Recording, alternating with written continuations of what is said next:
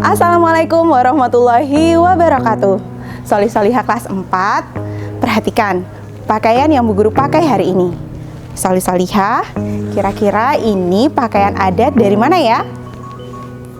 Ya, ini adalah pakaian adat yang berasal dari Kabupaten Bondowoso. Pakaian adat yang Bu Guru pakai ini bernama pakaian Ronggo Sukmo. Pakaian adat yang berasal dari Bondowoso ini merupakan perpaduan antara pakaian adat budaya Jawa dan Madura. Kenapa perpaduan? Karena model atasannya tetap menggunakan kebaya, namun di bagian bawah kainnya ini menggunakan motif daun singkong sebagai ciri khas pakaian adat Kabupaten Bondowoso. Solih-solihah, hari ini kita akan belajar tentang faktor penyebab perbedaan keragaman di Indonesia.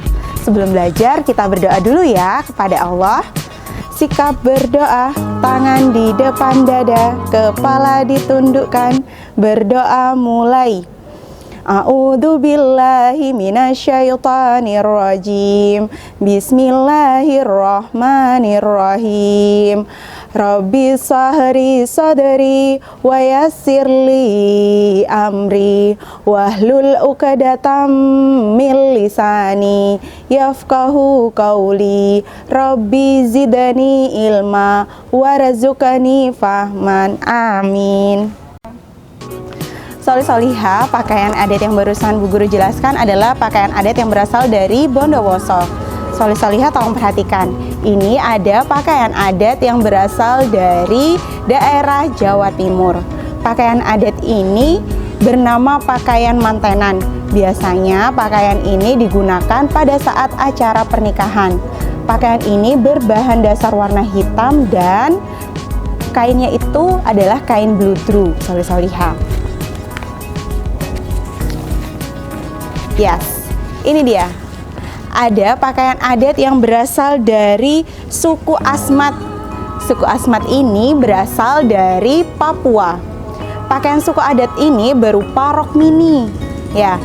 Nah, rok mini ini terbuat dari anyaman daun sagu yang diberi penahan atau asemen, dan ikat pinggangnya berasal dari rotan yang disebut juga dengan pumi. Solih-solihah.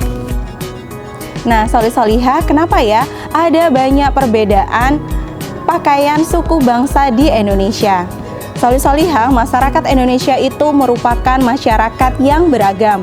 Perbedaan yang timbul dalam masyarakat Indonesia dipengaruhi oleh beberapa faktor. Yang pertama adalah faktor sejarah, dan yang kedua adalah faktor geografi, dan yang ketiga adalah faktor iklim, dan yang terakhir adalah faktor letak. Solih-solihah, kita akan belajar dulu ya tentang kenapa sih kok ada faktor sejarah yang memengaruhi perbedaan keberagaman di Indonesia. Faktor sejarah. Solih-solihah, dalam sejarahnya Indonesia itu berasal dari Yunan Selatan atau Indochina. Pada waktu itu bangsa Yunan Selatan sudah mempunyai kebudayaan sendiri yang telah berkembang di sana. Kemudian membawa kebudayaan itu di Indonesia. Sejalan dengan berkembangnya zaman, kemudian datanglah bangsa-bangsa asing yang hadir ke Indonesia. Kemudian penduduk asli Indonesia melakukan pembauran dengan penduduk-penduduk asing. Penduduk asing itu contohnya bangsa Belanda, bangsa Tiongkok, kemudian bangsa Arab. Nah, dari pembauran interaksi itu terjadi pembauran sehingga memunculkan budaya-budaya baru yang ada di Indonesia. Faktor iklim. Indonesia memiliki iklim tropis. Nah, iklim tropis itu berarti Indonesia mengalami dua musim, yaitu musim hujan dan musim kemarau. Musim kemarau itu beriklim panas. Solih-solihah. Nah, apabila suatu daerah dengan iklim panas dengan curah hujan yang tinggi, biasanya masyarakatnya bermata pencaharian sebagai petani karena tanahnya subur. Nah, apabila iklim panas tapi dengan curah hujan sangat rendah, biasanya daerah itu ditanami oleh semak belukar sehingga profesi yang cocok, mata pencaharian yang cocok di daerah itu adalah sebagai peternak. Dan yang ketiga adalah iklim panas tapi berada di pinggiran pantai. Biasanya pola hidup dan budaya di daerah itu bermata pencaharian sebagai nelayan. Yang ketiga adalah faktor geografi. Indonesia merupakan negara yang sangat luas yang terdiri dari kepulauan. Setiap kepulauan dibatasi oleh lautan. Di samping itu juga Indonesia merupakan negara dengan banyak pegunungan. Solih-solihah, pembatasan lautan menyebabkan munculnya hambatan dalam melakukan hubungan antara pulau dengan pulau. Jadi solih-solihah, masyarakat di pulau tertentu dengan pulau yang satunya interaksinya menjadi terbatas karena ada laut yang memisahkan. Kemudian masing-masing pulau itu kemudian berkembang sesuai dengan alam yang ada di sekitar daerahnya. Solih-solihah, ada juga pembatasan akibat gunung. Gunung-gunung yang tinggi dapat menghambat interaksi sosial dari satu suku dengan suku yang lain. Yang terakhir yaitu faktor letak. Solih-solihah, Indonesia itu terletak pada wilayah dalam persimpangan lalu lintas yang sangat strategis. Dalam letak geografisnya, Indonesia itu berada di antara dua benua, yaitu benua Asia dan benua Australia, dan juga berada dalam Samudra Hindia dan Samudra Pasifik.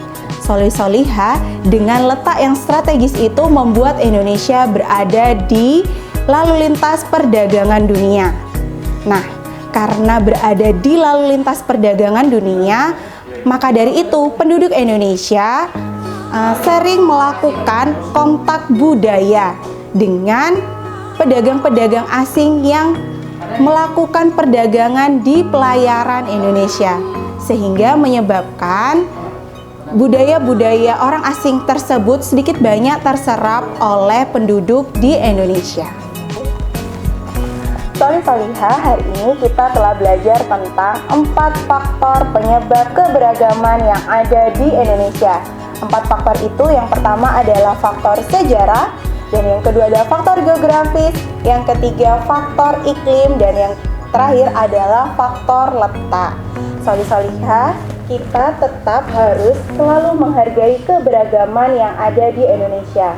Hal ini juga tertuang pada Quran Surat Al-Hujurat di ayat 13 yang kandungannya berisi tentang bahwa Allah memang sudah menciptakan manusia dengan berbagai suku-suku yang ada di Indonesia supaya kita saling kenal mengenal.